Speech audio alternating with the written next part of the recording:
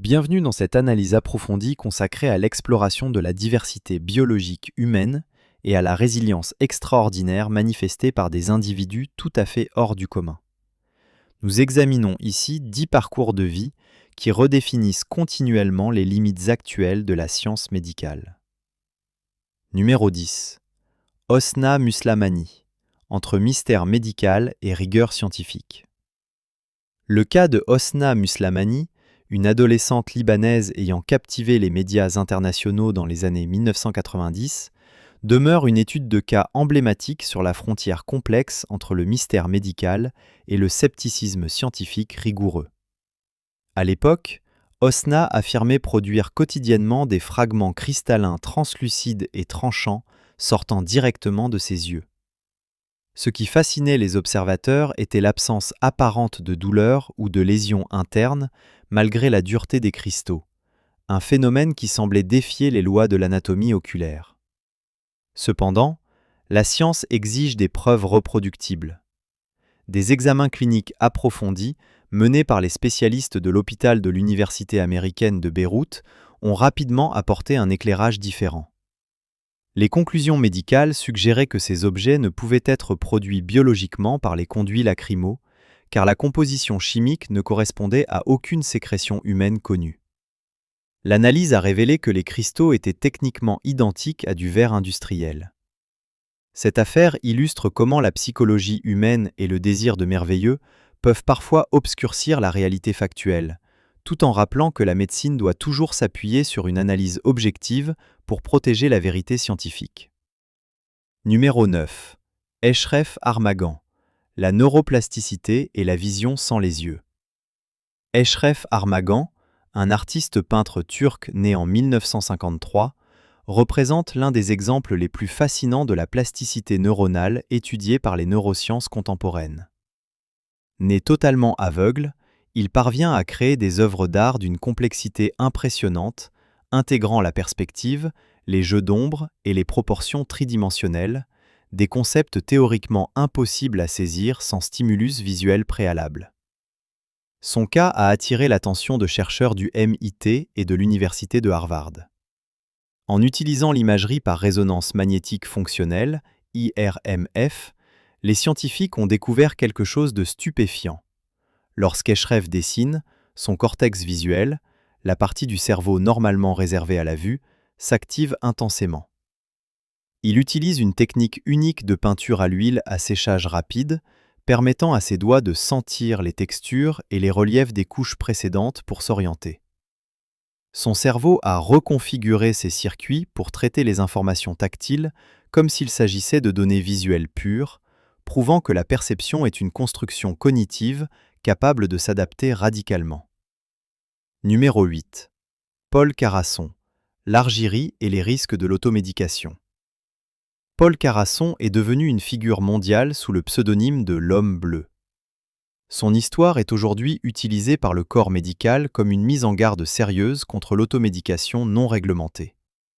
Souffrant de divers problèmes de santé mineurs, Paul a commencé à consommer de l'argent colloïdal, une solution qu'il fabriquait lui-même, sur la base de croyances alternatives non validées par la science moderne.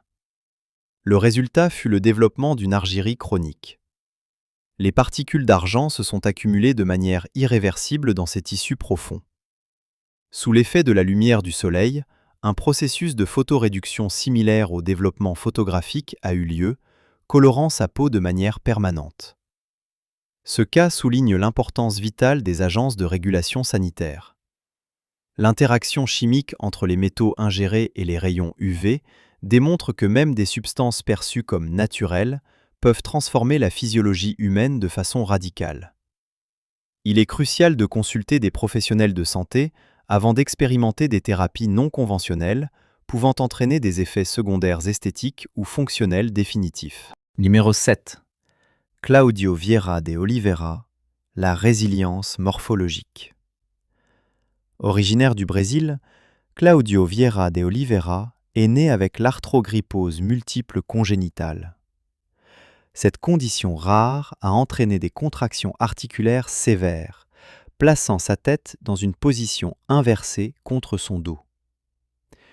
Les médecins, à sa naissance, étaient extrêmement pessimistes quant à ses chances de survie. Pourtant, Claudio a défié toutes les statistiques grâce à une force mentale hors du commun. Sa vie est un témoignage de l'adaptation fonctionnelle. Il a appris à utiliser ses lèvres pour écrire, ses genoux pour se déplacer et sa bouche pour manipuler des outils technologiques complexes. Loin de se laisser définir par sa morphologie, il a obtenu un diplôme universitaire en comptabilité et gère aujourd'hui sa propre carrière de conférencier. Il a développé des exercices de respiration spécifiques pour compenser la compression de sa cage thoracique, démontrant une maîtrise physiologique absolue. Son succès prouve que la dignité et l'indépendance ne sont pas dictées par la forme du corps, mais par la capacité de l'esprit à innover face à l'adversité. Numéro 6. Zuli Sanguino. L'excellence artistique malgré la tétra-amélie. Zuli Sanguino, née en Colombie, est atteinte du syndrome de tétra-amélie, une pathologie génétique caractérisée par l'absence de développement des 4 membres au cours de la période embryonnaire. Son enfance fut marquée par d'immenses défis de mobilité et une lutte constante contre la stigmatisation sociale. Cependant, soutenue par un environnement familial aimant, elle a refusé de considérer sa condition comme une barrière à ses rêves. Zuli a développé une technique de peinture magistrale en tenant ses pinceaux avec sa bouche, réalisant des portraits et des paysages d'une précision remarquable. Ses œuvres utilisent souvent des couleurs vives pour symboliser la joie de vivre, transformant chaque toile en un manifeste contre le désespoir. En parallèle, elle poursuit des études supérieures pour approfondir sa compréhension des dynamiques sociales. Son histoire démontre avec éloquence que les limitations physiques n'entravent en rien la capacité d'un individu à poursuivre des objectifs artistiques ambitieux et à devenir un leader d'opinion influent pour l'inclusion des personnes en situation de handicap. Numéro 5. Patrick Henry Hughes. La symphonie du dépassement sensoriel. Patrick Henry Hughes est un musicien américain né avec une cécité totale et des malformations articulaires complexes qui limitent drastiquement ses mouvements. Malgré ces obstacles cumulés, il a manifesté un talent précoce pour le piano et le chant. Son parcours a acquis une notoriété mondiale lorsqu'il a intégré la fanfare de l'Université de Louisville, soutenu par son père qui poussait son fauteuil sur le terrain. Le cas de Patrick illustre l'importance cruciale du soutien familial dans le processus de résilience. Il a obtenu son diplôme universitaire avec les plus hautes distinctions, prouvant que la virtuosité musicale et l'excellence académique peuvent coexister malgré des handicaps lourds. Patrick utilise aujourd'hui sa plateforme pour expliquer que la persévérance est une discipline quotidienne. Sa capacité à mémoriser des partitions complexes sans support visuel souligne une mémoire auditive et spatiale exceptionnelle, faisant de lui un sujet d'étude inspirant pour les chercheurs en psychologie de l'apprentissage et en musicologie. Numéro 4. Laxmi. La dualité entre chirurgie et interprétation culturelle. Laxmi, une jeune fille d'Inde, est née avec une malformation faciale rare, se manifestant par une structure nasale double. Dans de nombreuses régions du monde, une telle différence pourrait mener à l'exclusion. Pourtant, dans son contexte culturel, Laxmi a été perçue comme une manifestation spirituelle, associée par sa communauté à une divinité symbolisant la sagesse et la prospérité. Cette perception positive a offert à Laxmi un cadre de protection unique, modifiant radicalement son expérience psychologique du handicap. Sur le plan clinique, elle a bénéficié d'interventions chirurgicales pour reconstruire ses voies respiratoires supérieures et assurer une fonction pulmonaire optimale à long terme. Les chirurgiens ont dû équilibrer les impératifs médicaux vitaux avec le respect des sensibilités culturelles de sa famille. Son histoire est un exemple fascinant d'anthropologie médicale, illustrant comment les systèmes de croyance peuvent transformer un défi biologique en un vecteur d'intégration et de respect communautaire. Numéro 3. Un combat maternel contre l'isolement médical. Ce cas concerne un jeune enfant souffrant d'une condition faciale sévère et d'une hypertrophie progressive dans une zone rurale défavorisée. Ce récit met en lumière la fragilité des systèmes de santé face aux pathologies rares. Sans accès à des spécialistes, la famille a d'abord dû faire face à l'impuissance des structures locales et à une stigmatisation sociale brutale. C'est grâce à la mobilisation internationale et à l'intervention de l'organisation AfroAxe que l'enfant a pu être transféré dans des centres spécialisés en Inde. Ces hôpitaux ont utilisé des technologies de reconstruction 3D de pointe pour planifier des chirurgies correctives extrêmement délicates. Cette chaîne de solidarité, impliquant des donateurs du monde entier, prouve que la technologie médicale moderne, lorsqu'elle est associée à l'empathie humaine, peut restaurer l'espoir là où la science locale avait atteint ses limites. Ce récit témoigne de la force inépuisable du lien maternel face à l'adversité la plus dévastatrice. Numéro 2. Edibar Elchiev, la biomécanique de l'adhérence cutanée.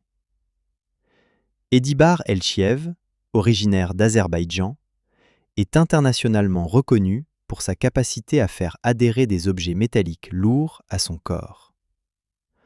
En 2013, il a établi un record mondial en maintenant 53 cuillères métalliques sur son torse.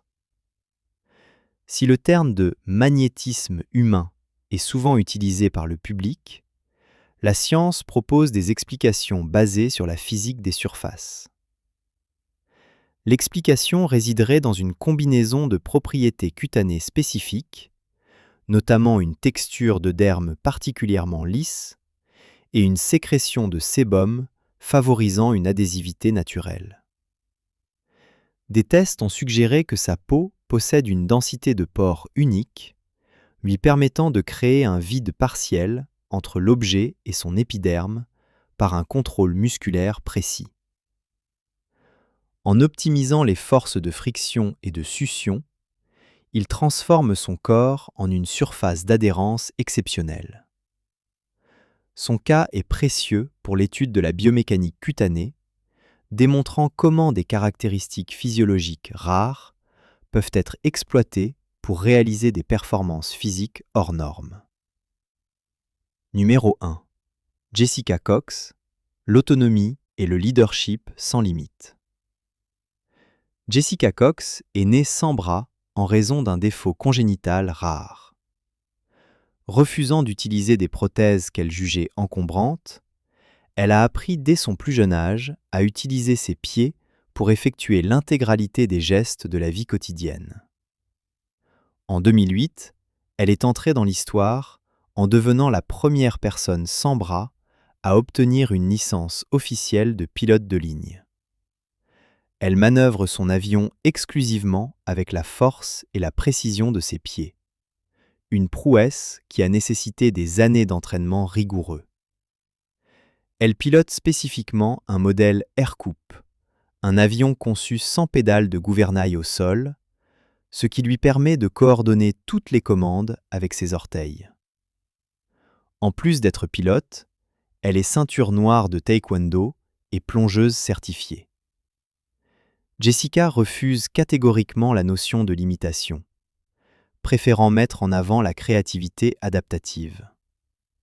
Son parcours, documenté mondialement, prouve que la configuration physique n'est jamais un indicateur du potentiel final d'un individu déterminé à repousser les frontières du possible. Numéro 11. Moment des cas imprévus. Cette présentation vise à sensibiliser aux maladies génétiques rares, provoquant des malformations faciales sévères. Loin de toute exploitation sensationnaliste, ce récit honore le courage de ces enfants et la force de leur famille. Le respect de la dignité humaine est au cœur de cette démarche, invitant à la bienveillance et à l'inclusion sociale de toutes les personnes vivant avec un handicap. En conclusion, ces 10 parcours exceptionnels illustrent parfaitement la force indomptable de l'esprit humain face à l'adversité biologique. Chaque histoire constitue un témoignage unique de courage et d'adaptation, nous invitant à porter un regard bienveillant et analytique sur la diversité humaine. Cette vidéo a été réalisée dans un but éducatif et documentaire. Les conditions médicales évoquées sont complexes et nécessitent une prise en charge professionnelle. Respectez toujours la dignité des personnes présentées.